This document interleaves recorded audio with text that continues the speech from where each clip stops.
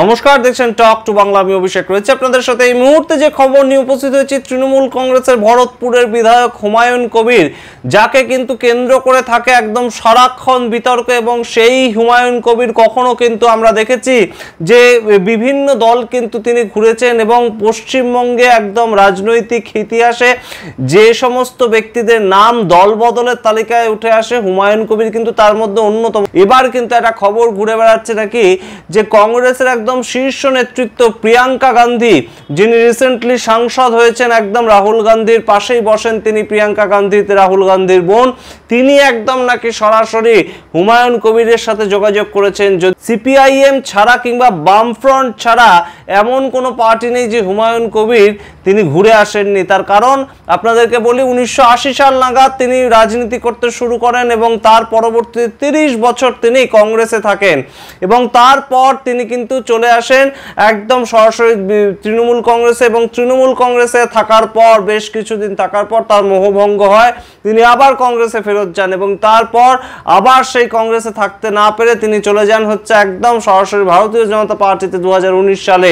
তারপর সেখান থেকে আবারও তিনি ফেরত আসেন 2021 সালে তৃণমূল কংগ্রেস, এবং ভরতপুরের টিকিট পান হুমায়ুন কবির। এখনো পর্যন্ত ভরতপুরের বিধায়ক হিসেবে তিনি রয়েছেন। সামগ্রিক খবর আপনাদেরকে বলবো, কিন্তু হুমায়ুন কবিরকে আবারও একদম তৃণমূল কংগ্রেস ছেড়ে কংগ্রেসের প্রত্যাবর্তন করতে চলেছেন, তেমন কিন্তু একটা ইঙ্গিত হুমায়ুন কবিরও দিয়েছেন। কি বলছেন হুমায়ুন কবির কোট আনকোট অবশ্যই শোনাবো, এবং অবশ্যই বলবো যে অধীর চৌধুরী এই বিষয়ে কি বলছেন।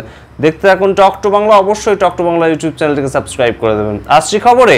আমরা জানি যে হুমায়ুন কবির কিন্তু অবশ্যই সবসময় একদম বিতর্কের কেন্দ্রবিন্দুতে থাকা একজন মানুষ। তিনি বিভিন্ন ধরনের মন্তব্য করেছিলেন, একদম হিন্দু এবং মুসলিম নিয়ে যে তার বক্তব্য, সেটা নিয়ে রেড়ে করে উঠেছিল বিজেপি।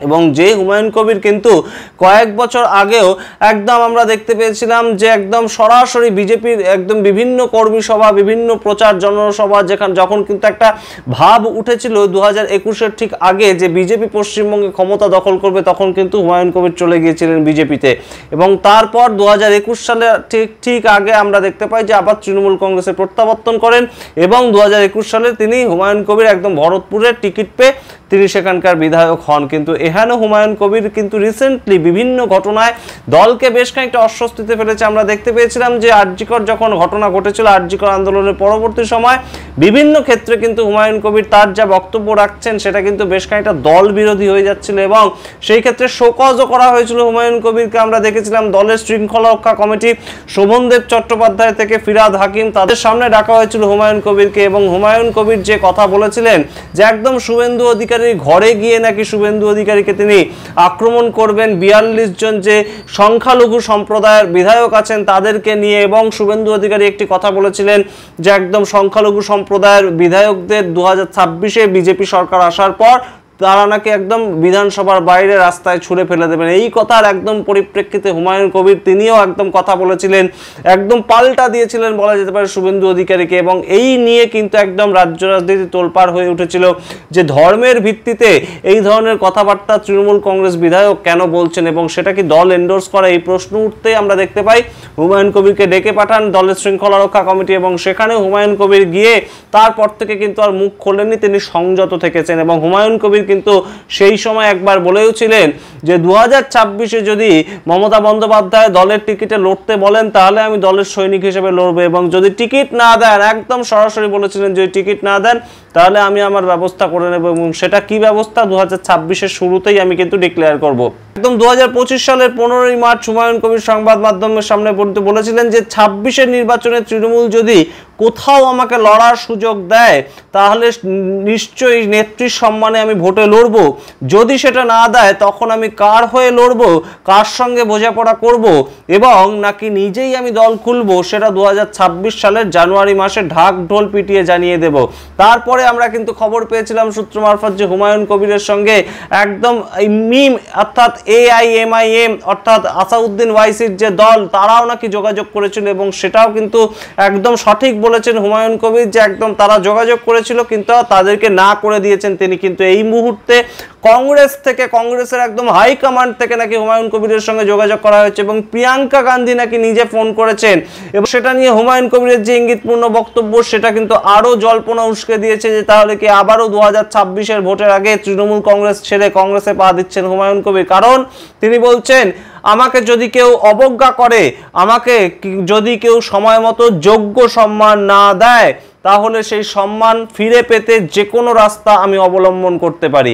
একদম কোট আনকোট এই কথা বলেছেন হুমায়ুন কবির। এই যে প্রিয়াঙ্কা গান্ধী তাকে ফোন করেছেন, এই নিরিখে এই তার ইঙ্গিতপূর্ণ মন্তব্য। তিনি বলে দিতে পারতেন যে না, ফোন করেনি প্রিয়াঙ্কা গান্ধী কিংবা আমি কংগ্রেসে যাব না, তেমন কিন্তু কোনো কথা এই মুহূর্তে বলছেন না হুমায়ুন কবির। যদিও কংগ্রেসের যে প্রাক্তন প্রদেশ কংগ্রেস সভাপতি, যার হাত ধরে এই মুহূর্তে এখনো পর্যন্ত কংগ্রেসকে পরিচিত পশ্চিমবঙ্গে, অধীর রঞ্জন চৌধুরী, তিনি কিন্তু বলছেন যে কেন প্রিয়াঙ্কা গান্ধীর মতন একজন সর্বভারতীয় নেতা হঠাৎ হুমায়ুন কবিরকে ফোন করবেন, তার কোনো ভিত্তি তিনি খুঁজে পাচ্ছেন না। সুতরাং হতেই পারে যে একদম অধীর রঞ্জন চৌধুরী হয়তো জানেন না, কিন্তু হুমায়ুন কবির হয়তো কোথাও গিয়ে দিল্লিতে একটা সূত্র তৈরি করে এসছেন কংগ্রেসে ফেরত যাওয়ার ক্ষেত্রে। তেমন যদি ঘটনা ঘটে তাহলে কিন্তু অবাক হওয়ার কিছু নেই, তার কারণ হুমায়ুন কবির কিন্তু দল বদলের রাজনীতিটাকে অত্যন্ত গুরুতরভাবে নিয়েছেন এবং তার সামগ্রিক যে পলিটিক্যাল কেরিয়ার সেখানে আমরা দেখতে পেয়েছি। কিন্তু বিভিন্ন সময় হুমায়ুন কবির বিভিন্ন দলে থেকেছেন এবং বিভিন্ন দলে থাকলেই তাকে যে কিন্তু একদম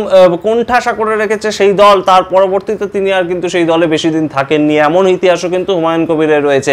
তাই জন্য হুমায়ুন কবির ভরতপুর কিংবা মুর্শিদাবাদের যে রাজনীতি সেটাকে কেন্দ্র করে যে একটা গুরুত্বপূর্ণ নাম হয়ে উঠেছেন সেটা কিন্তু আর বলে দেওয়ার অপেক্ষা রাখে না। তার কারণ বিভিন্ন দল থেকে কিন্তু তিনি ইতিমধ্যেই 2026 সালের আগে ডাক পেতে শুরু করেছেন এবং সেই ক্ষেত্রে আসাদুদ্দিন ওয়াইসির যে দল AIMIM, যারা কিন্তু 2026-এ রীতিমতন প্রত্যেকটা কেন্দ্রে 294টা কেন্দ্রেই তারা প্রার্থী দেবে বলে ঘোষণা করে দিয়েছে। তারা এই মুহূর্তে কিন্তু মুসলিম সম্প্রদায়ের যে ভোট সেটাকে টার্গেট করে এগোতে চাইছে এবং সেই ক্ষেত্রে তারা কিন্তু ইতিমধ্যেই যোগাযোগ করেছে একদম হুমায়ুন কবিরের সঙ্গে। ভরতপুরের টিকিট এবং তার সঙ্গে একদম বিভিন্ন ধরনের প্রলোভন দেখিয়ে কিন্তু তারা যোগাযোগ করেছিল বলে জানিয়েছিলেন হুমায়ুন কবির এবং হুমায়ুন কবির না করে দিয়েছিলেন তাদেরকে।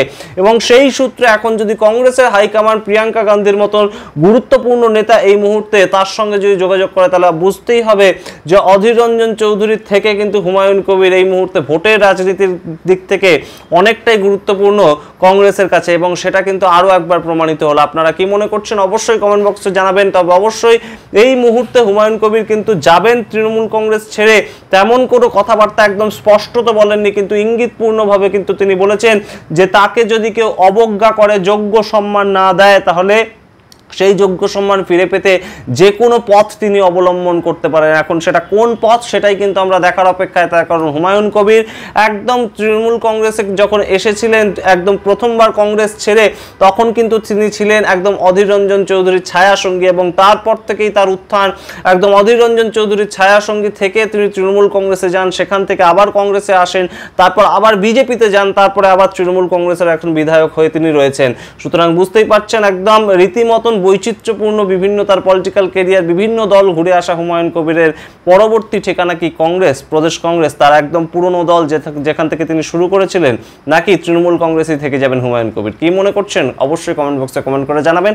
দেখতে এখন টক টু বাংলা প্রত্যেকটি ভিডিও লাইক, কমেন্ট, শেয়ার করে অবশ্যই টক টু বাংলা ইউটিউব চ্যানেলটিকে সাবস্ক্রাইব করে দেবেন। ধন্যবাদ।